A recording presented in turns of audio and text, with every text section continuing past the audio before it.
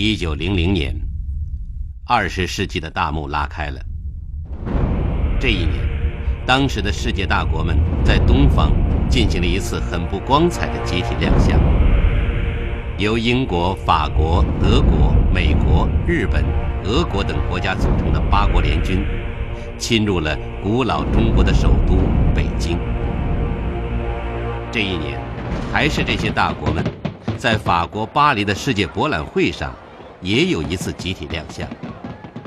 来自世界各地的数千万人参观了大国们展示的工业实力和创造发明。美国人爱迪生发明的白炽灯将博览会的展馆照得通明透亮。人们或许还没有意识到，从19世纪末期开始，美国已经率先站在了电气时代的潮头。这一年，走向工业化的西欧、北美和仍然处于农业社会的绝大多数国家，共同迎来了一个新的世纪。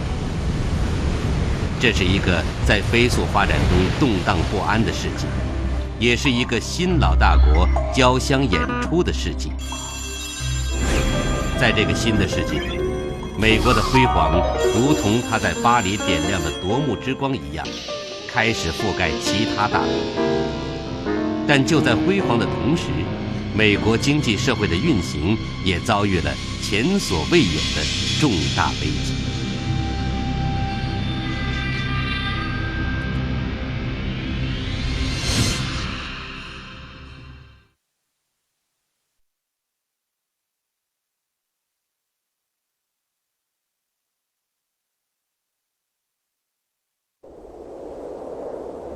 在美国中部的南达科他州，有一座摩崖石刻人物雕像，人们称它为总统山。70多年前，美国人选择了4位著名的总统作为本国的象征。创建国家的领袖乔治·华盛顿，起草了独立宣言的托马斯·杰弗逊，解放了黑奴的亚伯拉罕·林肯，还有20世纪的第1任美国总统西奥多·罗斯福。自从1894年成为世界第1经济强国之后，美国的经济一直保持着持续高速的发展。在这样的时期做总统，或许应该是一件爽快轻松的事情，但西奥多·罗斯福却从上任的第2年开始，实施了一系列政府监管经济的措施。这在一贯倡导自由竞争的美国历史上还从未有过。而且政府监管的矛头首先指向的是垄断性的大公司和大财团。So Theodore Roosevelt was particularly big on kind of restricting that tendency, busting trusts, as it were, really a precursor to more modern antitrust legislation. 数年间，美国的几十家托拉斯先后被起诉，其中部分企业被迫拆解。美国最先形成的托拉斯集团标准石油公司更是首当其冲。西奥多·罗斯福总统为什么要这样做呢？这又将给美国的发展带来什么呢？约翰·洛克菲勒出生于纽约州西部一个农场，16岁时当上了会计。由于向老板提出的加薪要求没有得到满足，他愤而辞职，创办了一家商行。当美国东北部的宾夕法尼亚州发现了石油之后，敏锐的洛克菲勒很快看准了炼油业的前途。1870年，他创建了标准石油公司。1879年，标准石油托拉斯诞生。从标准石油公司的创立到遍及全美的石油工业大托拉斯的形成，洛克菲勒仅仅用了10年的时间。Because it has such a volume of the business, its costs per unit, per barrel of oil or per gallon of oil or whatever you want to use as a measurement, it can be less than yours. So that gives it a competitive advantage. And it also gives Standard Oil a certain ability to dealing with producers of oil. It can dictate the price that it's willing to pay for the oil because it commands such a volume. Dealing with things like the railroads, which it used to transport its oil, because it could command and guarantee the railroads a certain volume of business that no other industry could at the time, it could negotiate its own rate, transportation rate that it was willing to charge or willing to pay.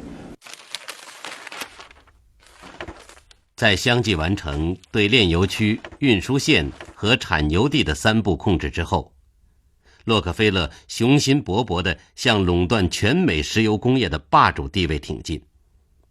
他说，当红色的蔷薇含苞待放时，唯有剪去四周的枝叶，才能在日后一枝独秀，绽放成艳丽的花朵。洛克菲勒的石油托拉斯连续吞并了美国近100家石油企业。到1890年，这位石油大王已经掌握了全美90%的石油提炼。The government of the United States really had winked its eye at big business, allowing it to get bigger and bigger and bigger because they felt that what was good for big business was good for the country. 美国在建国后的100多年中，一直奉行由英国传承而来的私有经济和自由竞争，也就是由市场规律这只看不见的手左右经济运行，任由企业自由发展，优胜劣汰，而政府并不对经济生活加以干预。优势企业通过联合、并购、重组等手段，可以同时控制生产、市场和价格，以追逐高额稳定的利润。19世纪末，像标准石油公司这样富可敌国的大企业和大财团，在各个行业纷纷出现。人们把他们叫做钢铁大王、石油大王、牛肉大王、电讯大王、铁路大王、金融大王。当时美国铁路总利润的85%被7个垄断集团控制，钢铁产量的65%由摩根钢铁公司掌握，国家财富的60%掌握在占美国人口2%的富人手中。19世纪的后半期，这个美国的经济政府的干预和监管比较少但是那个时候也正是美国高速发展的时期。所谓高速发展，就是它的 GDP 的增长速度非常之快。也正是那个时期，美国开始超过英国，成为世界第1大经济强国的时期。恰恰是在那个时期，很多的矛盾暴露出来了，比如竞争的无序、垄断以及欺诈、腐败等等。这就是西奥多·罗斯福就职时面临的现实。在垄断经济资源的托拉斯给美国带来繁荣风光的背后，是日益扩大的社会矛盾和危机。宾夕法尼亚州的匹兹堡曾经是美国的钢铁之城，很长一段时期，匹兹堡的繁荣是通过空气中灰尘的浓度来衡量的。繁荣的背后，美国社会出现了严重的2极分化和各种罪恶。当时，美国是工业化国家中工伤致死率最高的国家，工人们每周工作6天，每天工作12到16小时，每天的工钱只有2美元。这样的生活，连孩子也不能幸免。美国大约有200万名童工加入到劳工的队伍中，最小的只有4岁。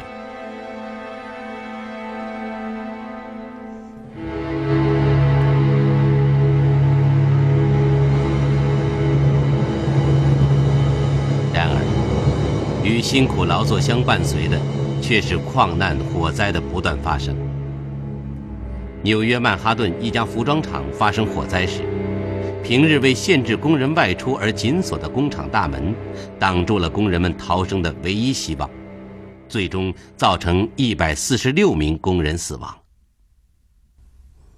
在资本主义发展的一定程度的时候，各种各样的坏事都出来，而且这个工人的这个劳动条件非常不好，还有就是矿难不断发生，这个特别是煤矿，这一类的煤矿爆炸的事情，还有油田的这种工作条件之糟糕，美国城市的各种各样的弊病就出来了。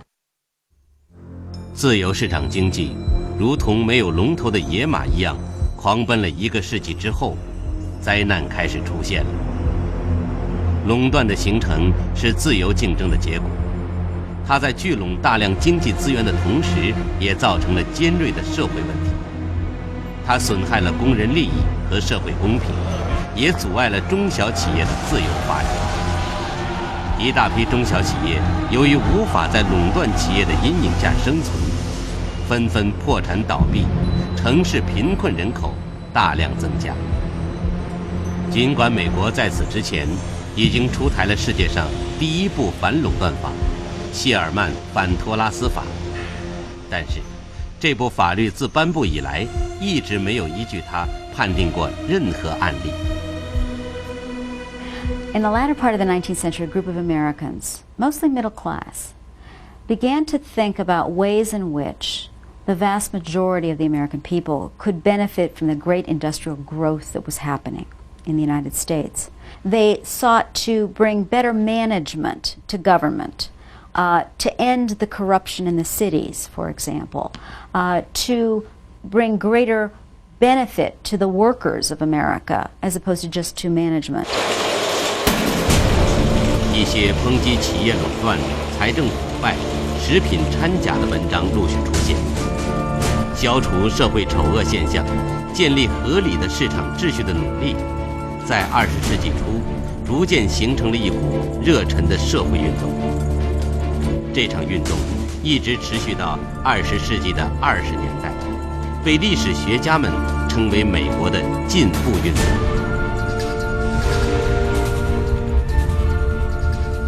阿利根尼大学位于宾夕法尼亚州的西部，是进步运动时期著名的记者埃达·塔贝尔的母校。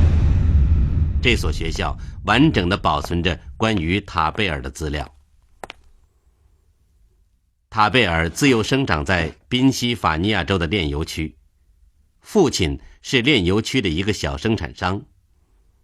当石油大王洛克菲勒打击竞争对手的时候，塔贝尔亲眼目睹了他的父亲和其他的小生产商们如何遭受排挤，最终倾家荡产，被赶出了这个行业。此后，塔贝尔开始调查和揭露那些掩藏在财富背后的社会黑幕。他连续2年发表了长篇系列报道《标准石油公司的历史》，详细描述了这位石油大亨怎样依靠残酷的手段积累财富，建立起垄断帝国。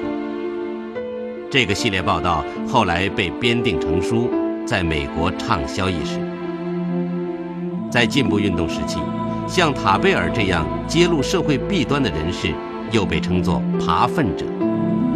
扒粪者就是要把这些臭不可闻的事情，把它扒出来，让它晒晒太阳，见见天日。就是等于就是当时的这个新闻专门揭丑，就把一些当时最暗无天日的事情给它揭出来曝光。塔贝尔向强大的石油帝国发起的挑战，引起了社会的广泛共鸣。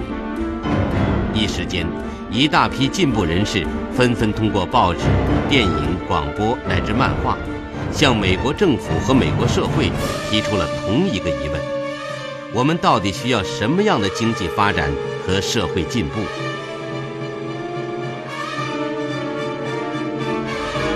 ？Ours is a government of liberty.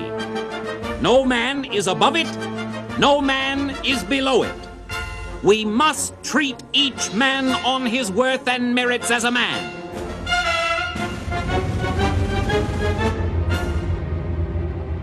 上任不久的西奥多·罗斯福总统不得不面对这些疑问。来自经济领域的尖锐矛盾和进步人士的质疑，意味着社会对政府的角色提出了新的挑战。面对强大的社会压力，西奥多·罗斯福接纳了进步运动，他把自己视为社会公民的管家，开始向垄断资本开战了。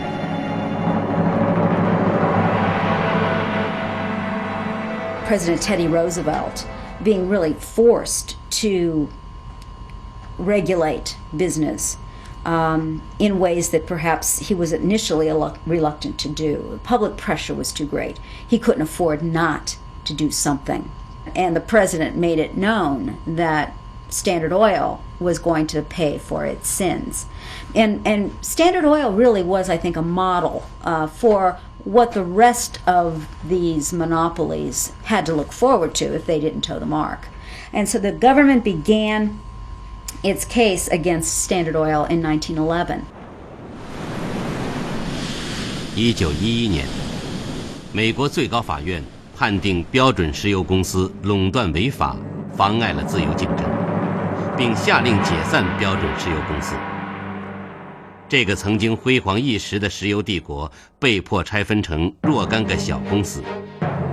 今天的埃克森石油公司、美孚石油公司，都是由当年标准石油公司拆分后的小公司发展而来的。石油大王洛克菲勒不明白，为什么自己会受到这样的打击。在当时的条件下，洛克菲勒也许真的不清楚自己辛辛苦苦才经营壮大的标准石油公司，到底给社会带来怎样的伤害。垄断非常不能被人接受，就是破坏了机会的平等。因为一个垄断企业在市场中，因为它已经进入的这种优势，占据了一个非常有利的强势的地位，这样就隐含地排除了很多人想进入这个领域的权利。因此在这一点上来讲，机会的平等会大大的降低，所以这是人们感到非常的不可接受特别是在美国，自由的选择以及平等的机会，这个是被认为是至高无上的，哪怕牺牲一些效率，也要保证机会的平等。从西奥多·罗斯福任职开始，美国政府先后对40多家公司提起诉讼，牛肉托拉斯、石油托拉斯和烟草托拉斯在司法部的起诉之下被迫解散。政府通过宪法对垄断进行限制的原则也由此被确立起来。西奥多·罗斯福设立了公司管理局，专门处理反托拉斯诉讼。此后，反托拉斯的行动被正式纳入到美国政府制度化的长久政策之中。在解决垄断问题的同时，西奥多·罗斯福也在着手解决劳资矛盾。他甚至把劳资双方请到了白宫来商议，在美国历史上这还是第一次。同时，一些州政府也陆续出台了旨在保护工人权益的法律条文，明确了工伤赔偿标准和工人的劳动时间。有的州政府还对与公众生活相关的企业进行管制，建立了公开的听证会制度。就在美国政府对经济生活的管理初见成效的时候，国际舞台也给美国的经济发展带来了机遇。1914年，人类历史上的第一次世界大战爆发，来自欧洲的军火和钢铁方面的订单使美国的工业生产更加活跃起来。美国由战前的债务国变成了欧洲的债权国，拥有了世界40%的财富。在这次战争中，美国和英国、法国等国家一道成为了战胜国。1919年，美国总统伍德罗·威尔逊怀揣着处理战后事宜的计划登上了欧洲大陆，他希望能够主宰在巴黎召开的和平会议。然而，其他战胜国拒绝了威尔逊的基本设想，美国试图构建战后国际秩序的努力无果而终。不过，美国进退自如的政治地理优势却再次显现，他重新把重点放回到美洲大陆，专心打理自己的事务。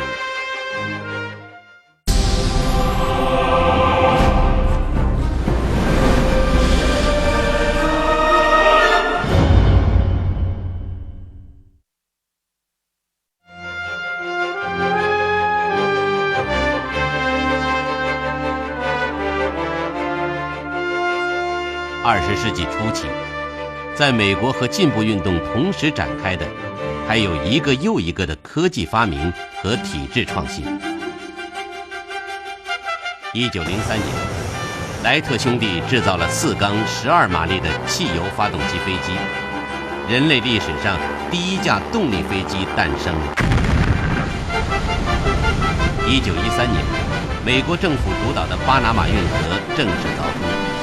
2大水域之间的最后屏障随着一声爆炸而土崩瓦解，大西洋和太平洋从此连为一体。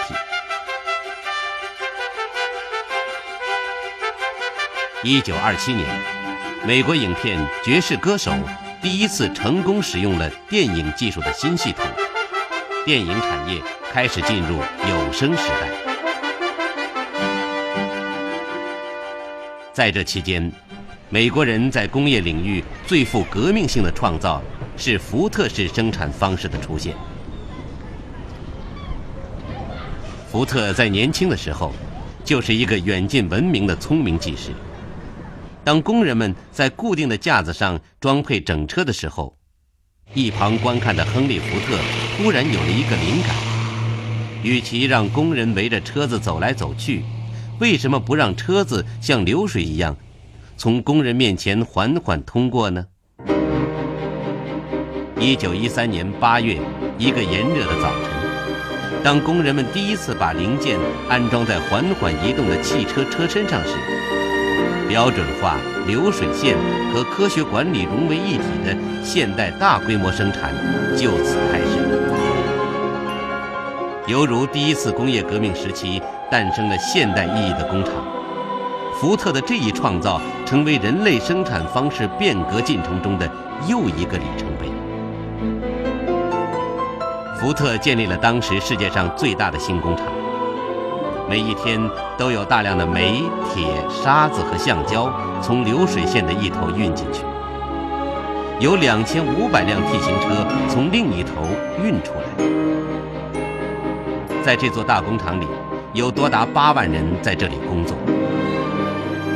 1924年，第1000万辆 T 型车正式下线，售价从最初的800美元降到了290美元，汽车开始进入美国的千家万户。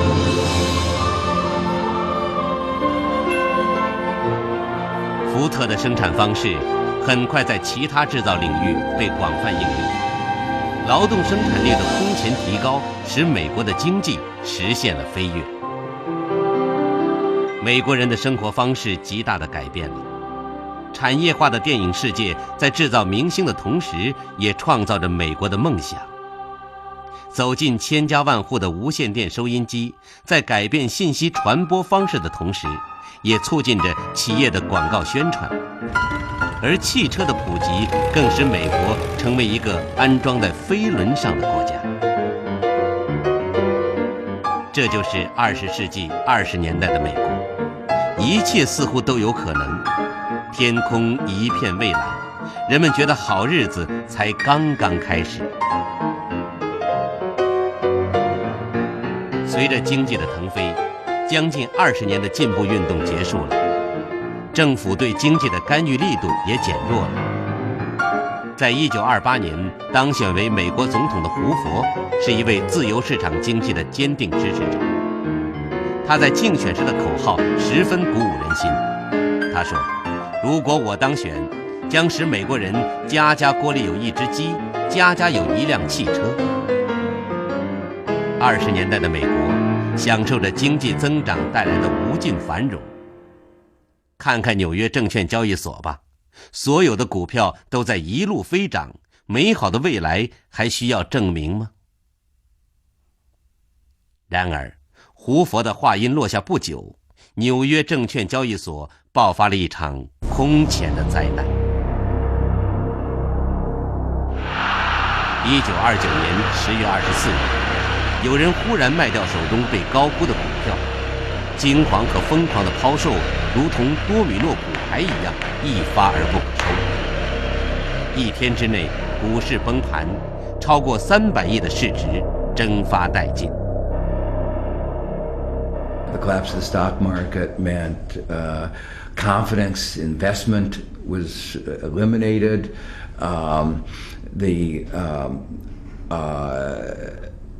People's wealth got eliminated at a stroke, and so both investment and consumption went down.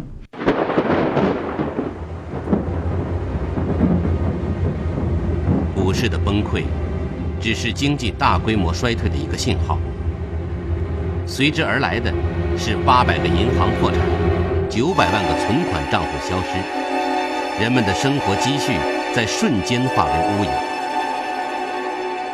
短短2年多的时间里，美国的经济危机使14万家企业倒闭，全国有1/4的人失业。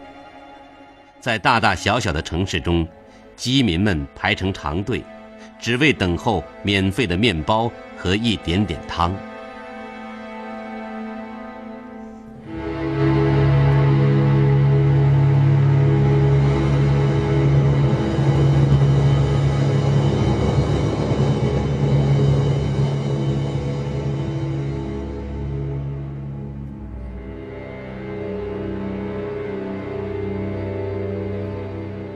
1929年，美国的国民生产总值是1040亿美元，到1932年只剩下580亿美元了。美国损失了1半的财富，高速增长的经济像一辆飞驰的战车戛然而止，空前的繁荣演变为空前的危机。危机不仅席卷了美国，而且蔓延到整个西方世界。英国、德国等欧洲国家都先后陷入了大萧条之中。关于这场危机的原因，经济学家们至今众说纷纭。然而，它却无疑是对放任自由的市场经济提出的最严峻的一次挑战。绝望像阴云一样笼罩了整个美国。一些看不到出路的人，甚至从纽约刚刚建成的华盛顿桥上跳了下去。当时，美国和世界各大媒体都不得不用这2个字来形容30年代初的形势，那就是恐惧。We come through a terrible depression with huge unemployment, and that created terrible anxiety. Lots of people had friends or relatives who were unemployed. Many people who were not used to depending on government handouts. 那么，这样一场空前的危机如何才能被化解呢？信奉自由主义经济模式的胡佛政府认为，坚持了100多年的自由市场，既然能带来空前的繁荣，那么它也会在自我调节中克服这场危机。然而，胡佛政府的期待落空了，大萧条还在一天天的延续，国家徘徊在动荡的边缘，1700多万人失业，近200万人流浪在全国各地。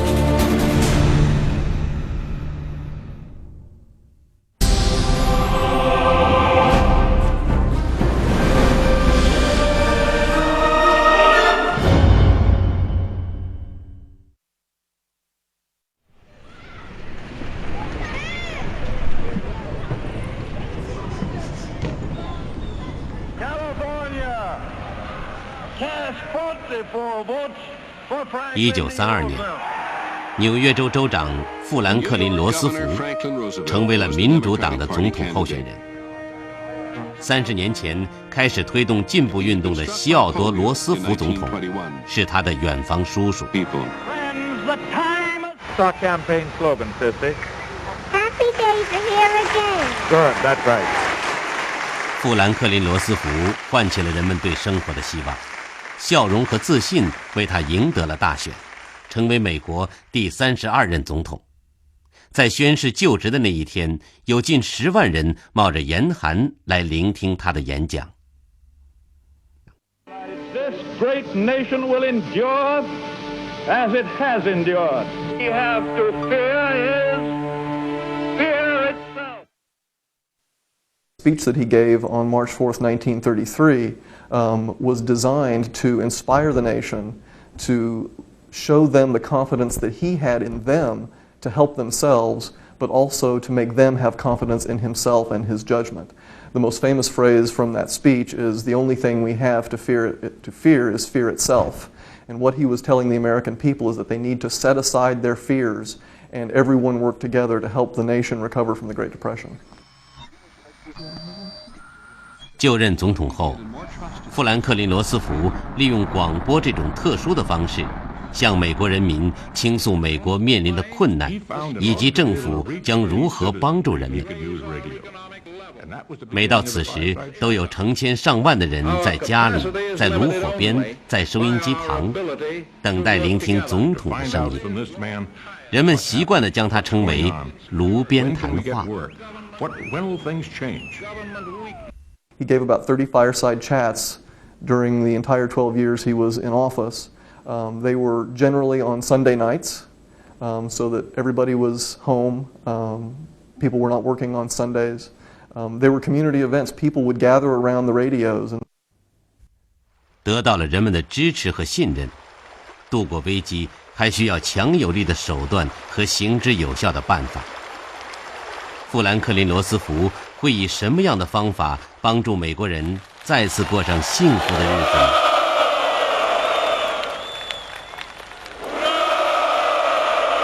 就在西方世界遭遇经济危机的时候，新生国家苏联却是风景那边独好。他们创造了一种新的经济社会管理模式，人们称之为计划经济。从1928年到1932年，也就是西方资本主义世界大萧条的那几年，苏联实施了第一个5年建设计划，从农业国一跃成为工业国，整个社会一派欣欣向荣。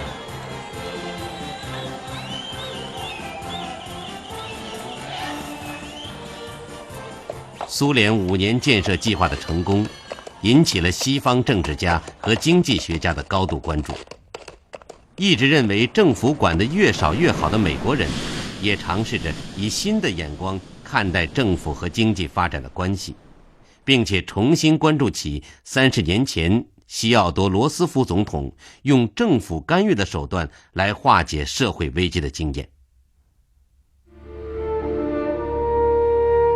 这一时期的不少经济学家们也从自由主义经济呈现的问题中看到了市场的失灵。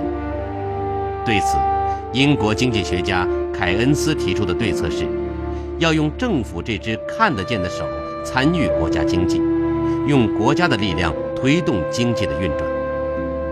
凯恩斯还专门给美国总统富兰克林·罗斯福写了一封信，表达了自己的观点。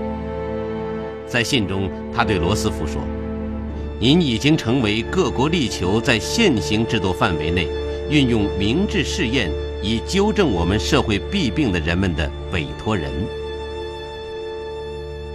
With this crash of the economy, it was very clear that capitalism wasn't delivering in the way that many people had hoped.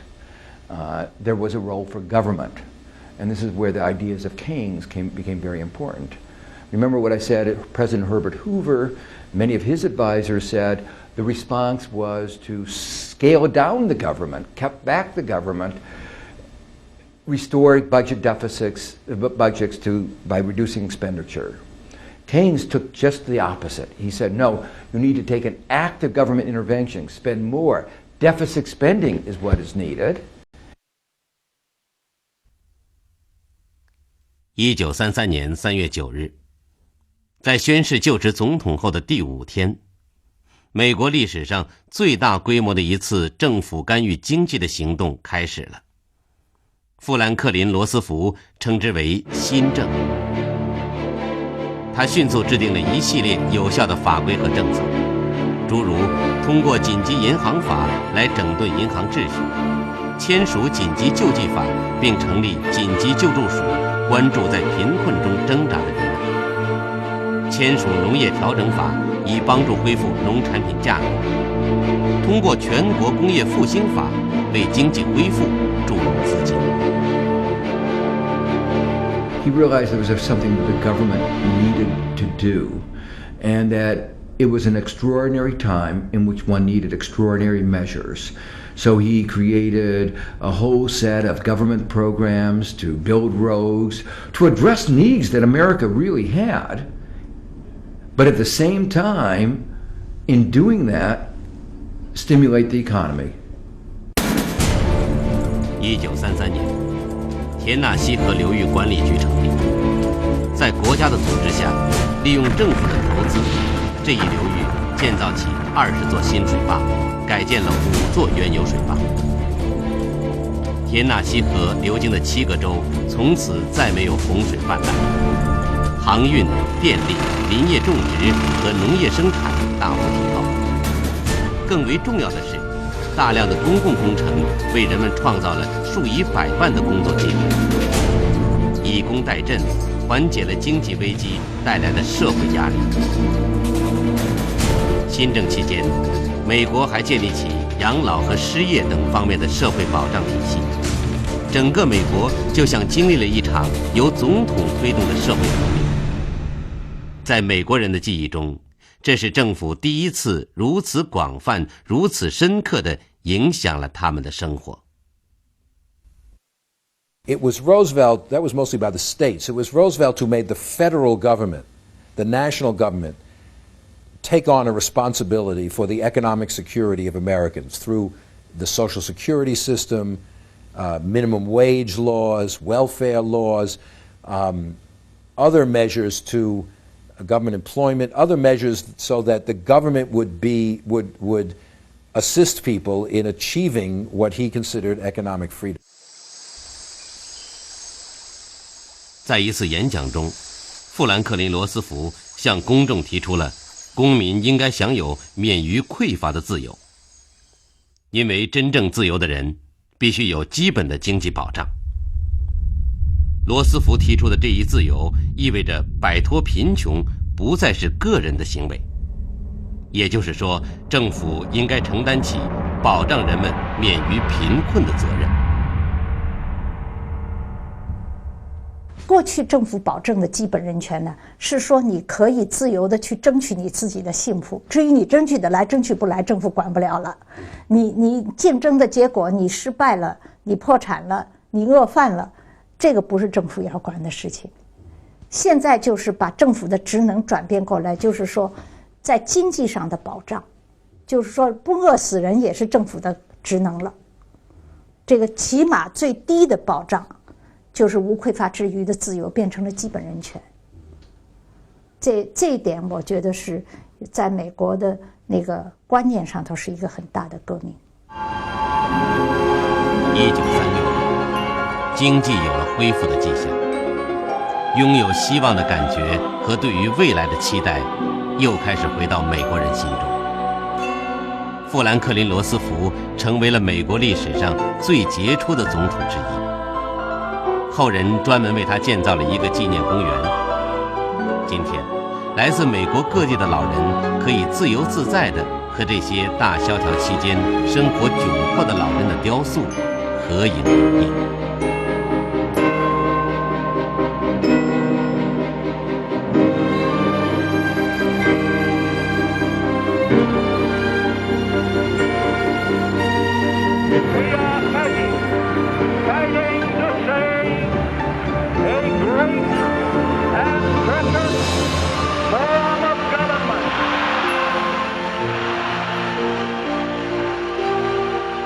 罗斯福其实影响是非常大的啊，在某种意义上，有人说他挽救了这个市场经济，就是说市场经济不是说没有毛病，出了一些毛病，在30年代的时候，那么他引进了一些新政然后他这个使得市场经济又回到了一个比较健康发展的轨道。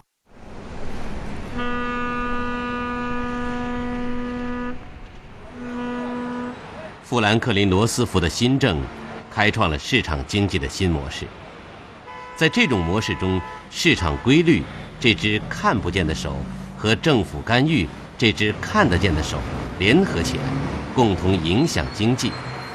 市场的作用和政府的作用同时得以发挥。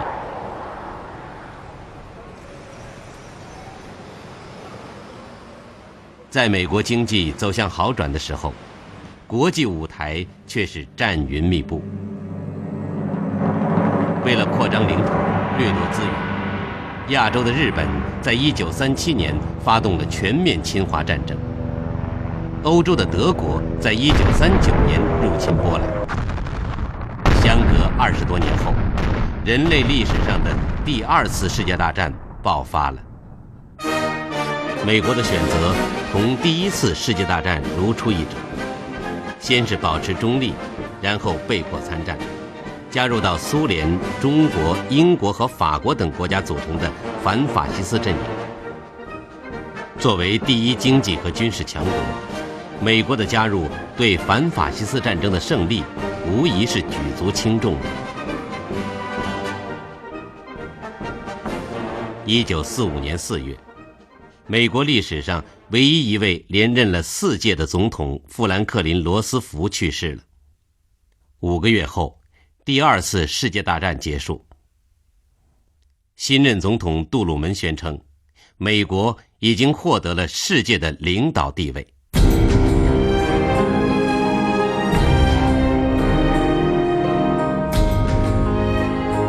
2次世界大战不仅重创了新兴大国德国和日本，同时也使传统大国英国和法国失去了对世界格局的支配权。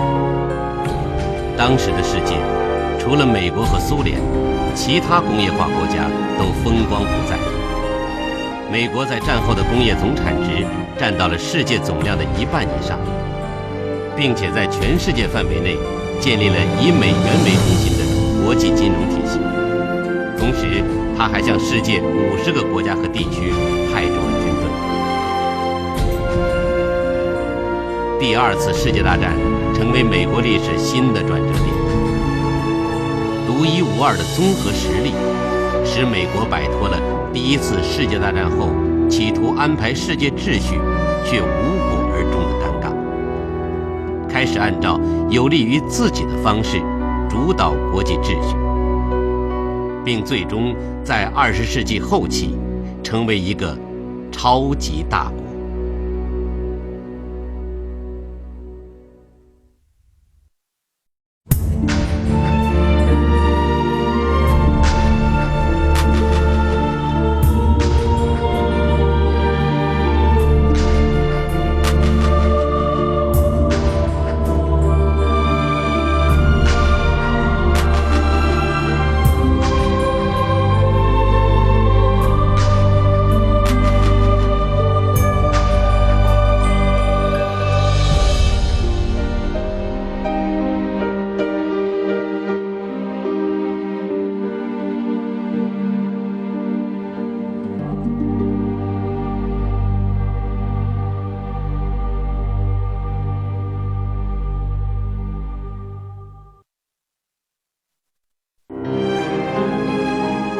历史的进程永远没有终点，大国的竞争演绎多少兴衰。